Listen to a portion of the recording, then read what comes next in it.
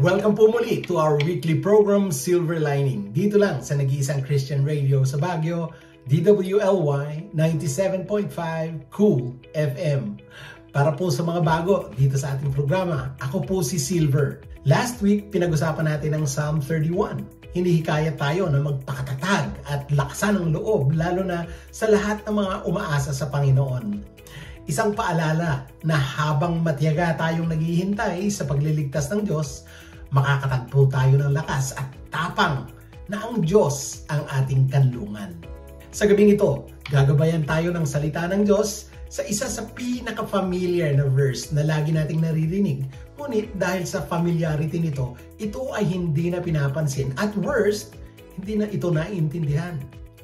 Ibalik natin sa ating puso ang pangunawa at hilingin natin sa Diyos to refresh our hearts to understand His precious words. Let us all bow our hearts to the Lord and feel His presence as we pray together. Father, thank you for this day, that we are alive, that we are well. Thank you that you are still with us, Father God. Thank you that we still have the freedom to read and listen to you through your words. May we be enlightened, O God, and be inspired by your revelation through our devotion tonight. This we pray in the name of Jesus. Amen. So, siguro alam niyo na po kung anong verse natin ngayong gabing ito. Ang ating verse ay ang John 3:16 o ang Juan 3:16. Itong verse na ito ay isang makapangyarihan at kilalang talata sa Biblia na may malalim na kahulugan at kahalagahan. Nakasaad dito, sapagkat gayon na lamang ang pag-ibig ng Diyos sa sanlibutan na ibinigay niya ang kanyang kaisa-isang anak, upang ang sino mang sumampalataya sa Kanya ay hindi mapahamak, kundi magkaroon ng buhay na walang hanggan. Sa English, for God so loved the world that He gave His one and only Son, that whoever believes in Him shall not perish, but have everlasting life. Ang talatang ito ay isang magandang paalala ng napakalaking pagmamahal ng Diyos sa sangkatauhan. Binabanggit nito ang kanyang walang kondisyon na pag-ibig at ang kanyang pagnanais na maranasan ng lahat ng tao ang buhay na walang hanggan sa pamamagitan ng pananampalataya sa kanyang anak na si Jesus Christ. When reflecting on John 3:16, it's hard not to be overwhelmed by the magnitude of God's love. It is a love that surpasses all human understanding and goes beyond our mistakes, goes beyond our shortcomings, and goes beyond our sins.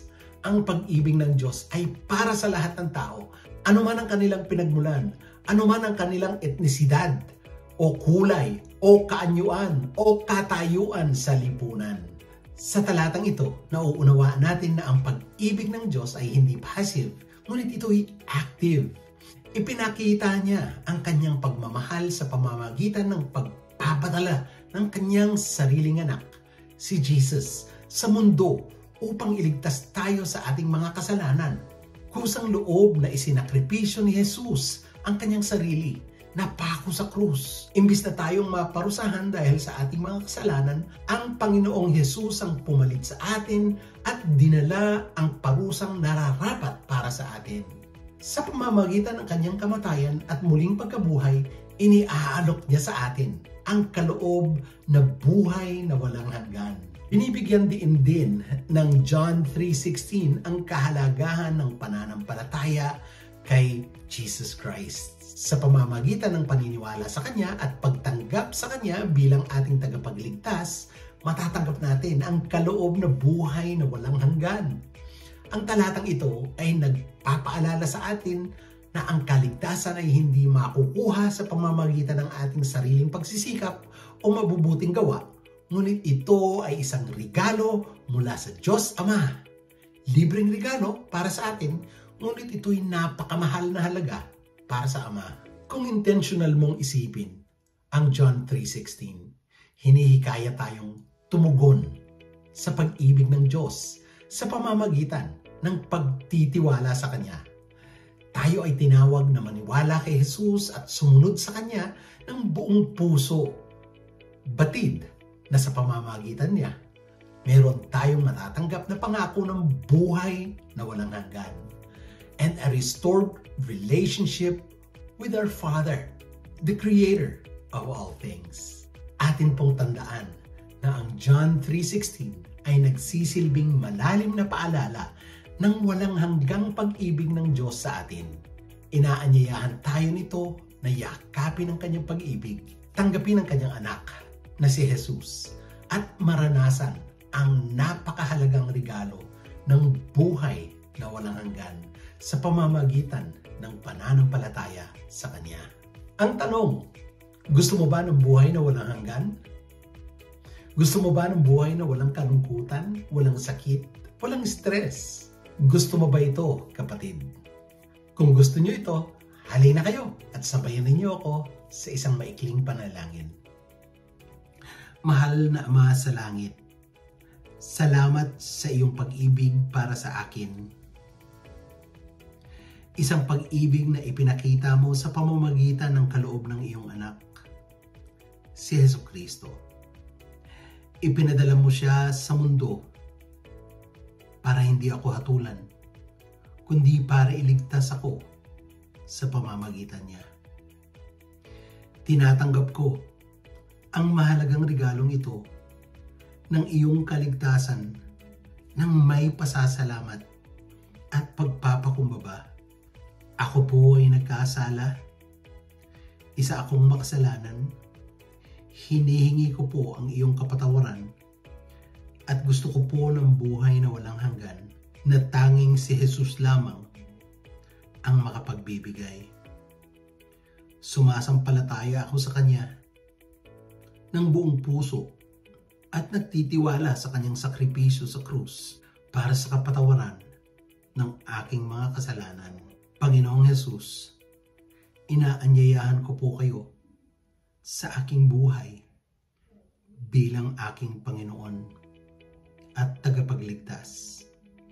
Hinihiling ko po ang iyong patnubay, lakas at karunungan upang sundin ang iyong mga turo at upang mamuhay ako ng isang buhay na lumuluwalhati sa iyo.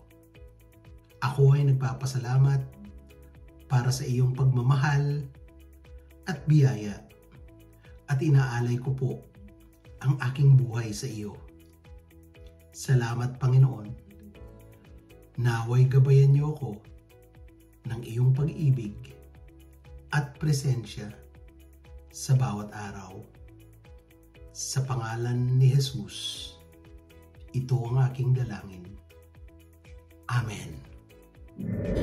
Kung kayo po ay sumabay sa akin sa panalangin na iyon, nagdiriwang po ang mga anghel sa langit dahil kayo ay tumanggap ng napakahalagang regalo at kayo ay makakasama ng iba pang mga tumanggap sa ating Panginoong Jesus sa buhay na walang hanggan. Sana ay nakapagbigay po ang ating episode ngayon ng karunungan at kaliwanagan upang maging mas malinaw ang ating pangunawa at gabay ng direksyon ng ating paglalakbay sa buhay sa kasalukuyan. Umaasa ako na ang devotional na ito ay nagbibigay sa inyo ng encouragement at inspirasyon.